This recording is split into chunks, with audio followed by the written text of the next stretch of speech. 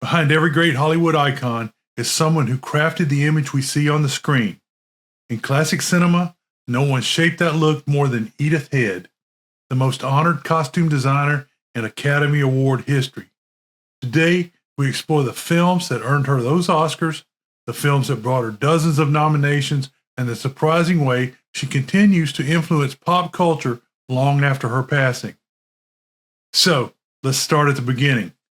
Hello to all the classic people who are returning. I'm glad you're back. Edith Head holds a record that may never be broken.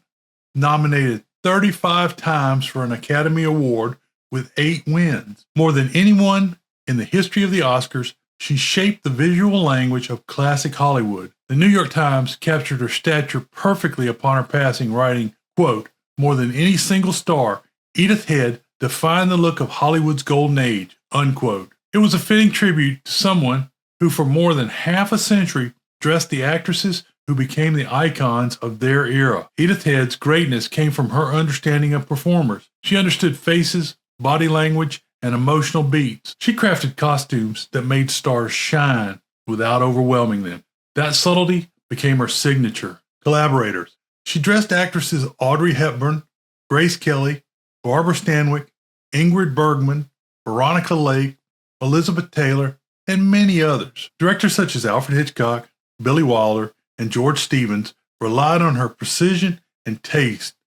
Her collaborations helped define the style and presence of many of Hollywood's greatest stars. Edith Head joined Paramount Pictures in 1923. She listened carefully to actresses, understood their concerns, and designed costumes that made them feel secure and powerful.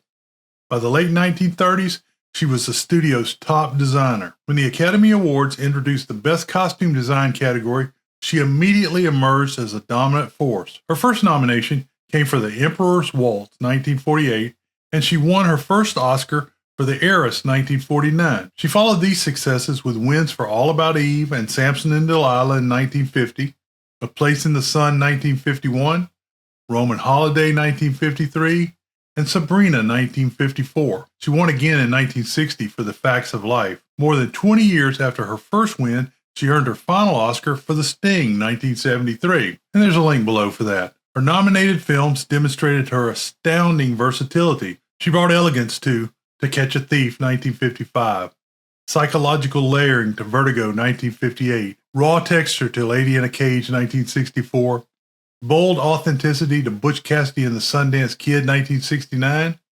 and the amazing ensemble cast of Airport, 1970.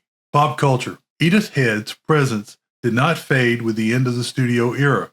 Instead, her image evolved into one of the most recognizable archetypes of a creative genius working behind the scene. Her trademark bob haircut, round glasses, and confident posture became cultural shorthand. Pixar paid homage to her through the unforgettable character Edna Mode in The Incredibles 2004. Director Brad Bird acknowledged the inspiration directly.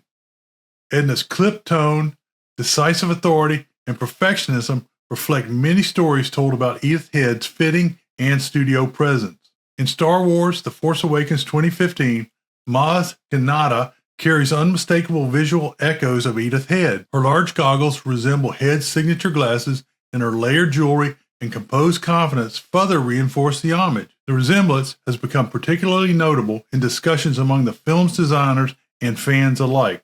Conclusion. Edith Head shaped the visual identity of Hollywood in a way no other designer ever had. Her 8 Oscars, 35 nominations, and 60-year career represents an achievement unmatched in film history. She created characters through clothing and influenced generations of designers across film and fashion. A little bit of additional trivia.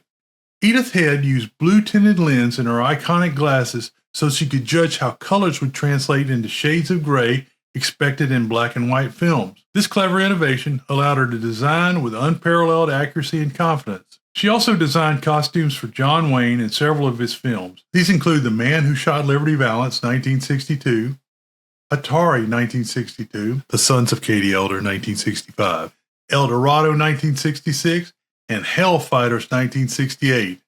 And there are links for 4 of these films below in the description. Her ability to adapt her style to rugged masculine roles further demonstrated her incredible range. For a famous short summary, Edith Head didn't just dress Hollywood, She defined it. All right, thanks for taking the time to listen. If you want more, subscribe, hit like, and ring the bell. You can support the show by using any of the affiliate links in the description. Beware the Moors. All right, some boxes with recommendations are going to pop up. One is a video that's similar to today's video, and another is a recommended playlist.